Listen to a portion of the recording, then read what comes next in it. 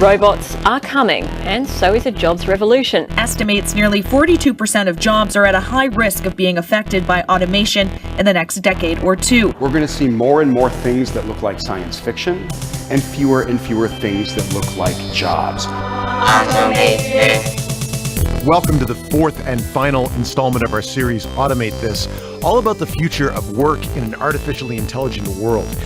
Over the past 3 weeks, we've explored how machine learning technologies are already transforming the way we live and work, from driverless trucks in Alberta. If I had to give it one word, automation worries me. To life-saving medical tools. My treatment was considerably changed as a result of these technologies. Even computer programs that can edit videos in real time. You could take 10 minutes of audio from someone, put it into this machine, and then you can type words and it will speak them in a way that you literally cannot tell that person did not say those things.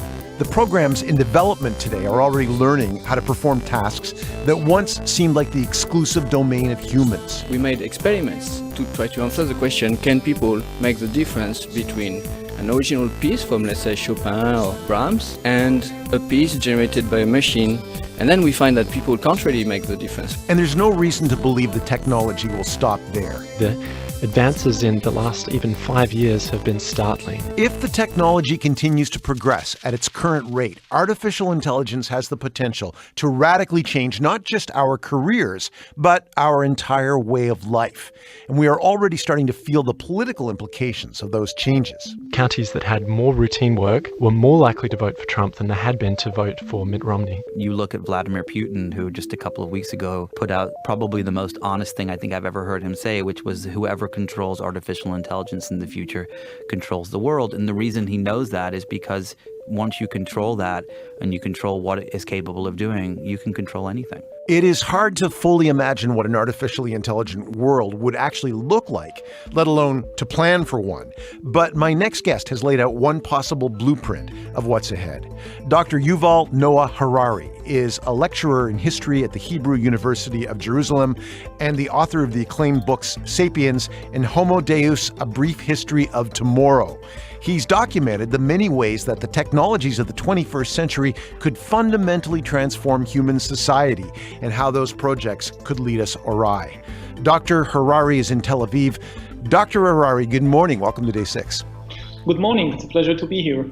You're predicting the possible rise of what you call the useless class.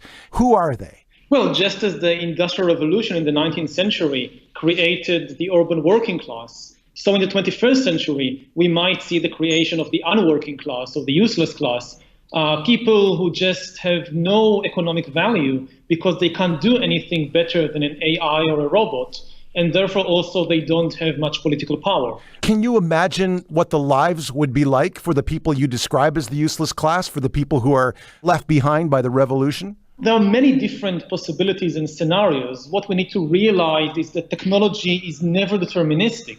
The same technology can be used to create very different kinds of societies. So like in the 20th century, you could use the technology of the Industrial Revolution to create a communist dictatorship or a fascist regime or a liberal democracy. Mm-hmm. And the same is true with the rise of artificial intelligence and robotics and machine learning. Some people envision a wonderful situation in which all the dreary jobs are taken care of by the machines, and humans are supported through some kind of universal basic income scheme. Yes. And they can devote themselves to hobbies and art and meditation and religion or whatever. And then there are, of course, the more dystopian scenarios in which humankind is split into a tiny, all-powerful elite and the vast underclass who has got no economic power, no political power, and whose life is totally at the mercy of the elite.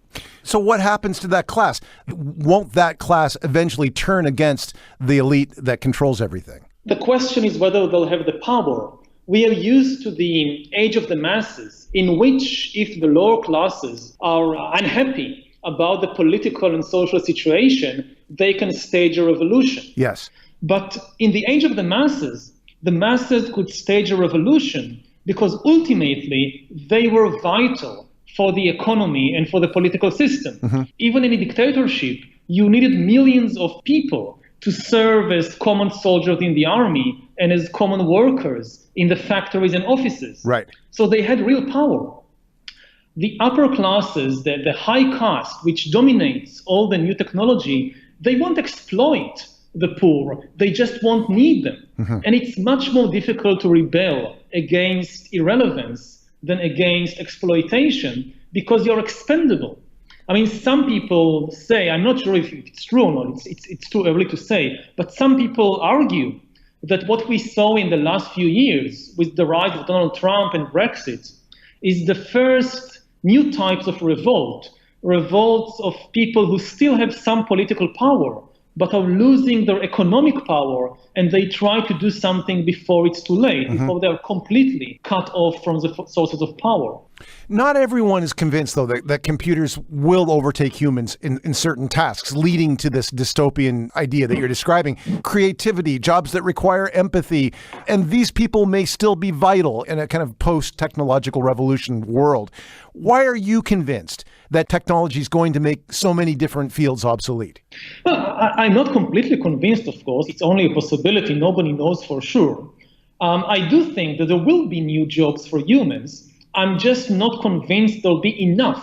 So you could have, a 40% of the population being employed in wonderful and very productive new human jobs, but you still have 60% without any job at all. And that's a catastrophe. Yes. The other problem is that it's not enough to just create new jobs for humans. You need to retrain people to fulfill these jobs. So let's say that you don't need taxi drivers and you don't need textile workers, but you have amazing new jobs, creative jobs in, say, the arts or in designing new wonderful computer games. The problem is that if you think about a 40-year-old unemployed textile worker in Bangladesh, he or she just don't have the skills to design virtual worlds.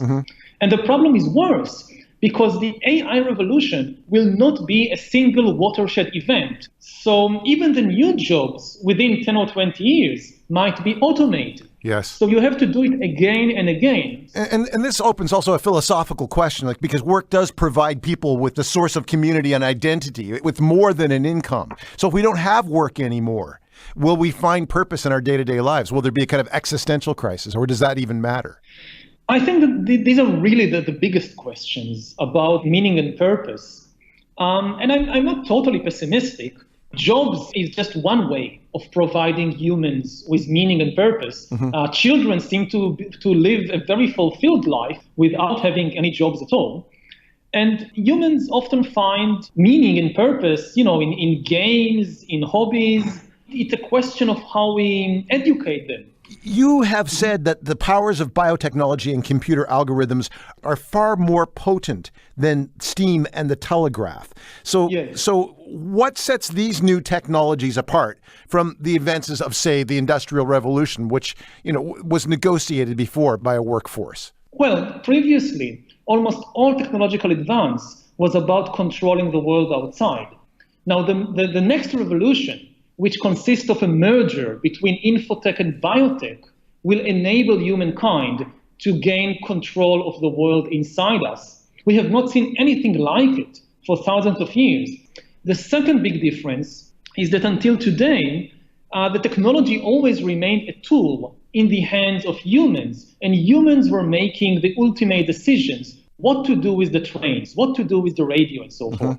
But now, what we are going to see is a shift in authority from humans to algorithms, more and more decisions about what to do in the world. So questions like whom to hire, even what to do in my personal life.